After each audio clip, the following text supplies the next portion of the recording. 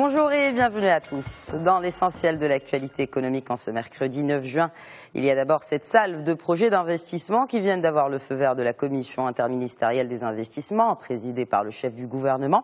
Et en chiffres, en tout, 15 projets ont eu l'aval de cette commission pour une enveloppe globale d'environ 25 milliards de dirhams, des projets qui devraient générer près de 4000 postes directs. Pour la répartition sectorielle, la Commission interministérielle des investissements privilégie le vert. Ainsi, le secteur de l'énergie a drainé 67% du total du budget, soit une enveloppe de un peu plus de 16 milliards de dirhams.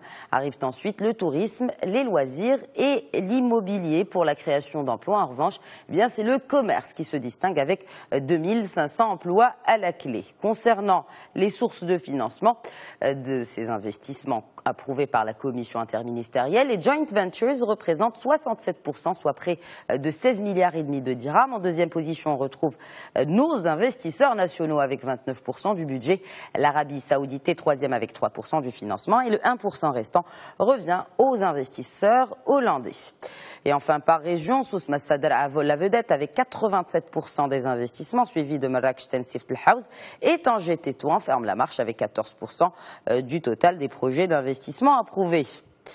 Je vous le disais, l'énergie s'est fait la part du lion. Selon le ministre de l'Industrie, les investissements dans ce secteur auront un impact à long terme. Et par ailleurs, c'est aussi un secteur à fort potentiel d'investissement. Justement, le producteur d'électricité à base d'énergie renouvelable, Voltalia, annonce la création d'une filiale au Maroc, baptisée Volta Maroc. Elle a pour mission de développer et bien sûr d'exploiter des projets verts. Voltalia avait approché en avril dernier l'agence Bazen pour un appel d'offres dans le cadre du programme Nour. Et puisqu'on parle énergie, l'Égypte vient d'être réélue à la présidence du bureau exécutif du Conseil des ministres arabes de l'énergie.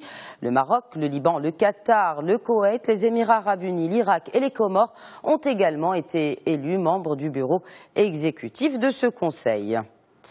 Le ministère égyptien du Logement vient d'attribuer un méga projet au promoteur immobilier Arabia Group. Le contrat porte sur 35 milliards de livres égyptiennes, soit 4,6 milliards de dollars. Le projet résidentiel sera implanté dans la cité du 6 octobre. Il s'étalera sur une superficie de 234 hectares. Le président d'Arabia Group a en outre révélé que le projet sera inspiré de l'architecture pharaonique.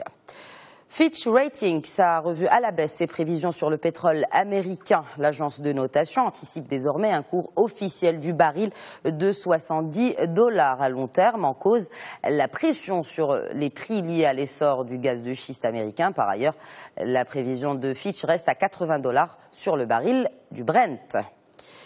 Et puis hier, l'annonce a soufflé un coup de froid sur les marchés. Le géant bancaire britannique HSBC a annoncé la suppression de 50 000 emplois dans le monde dans le cadre d'un plan de restructuration.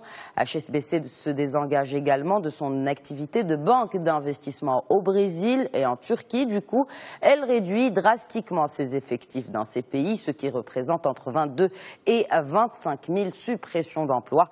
La banque veut se serrer la ceinture et économiser jusqu'à 5 milliards de dollars d'ici 2017.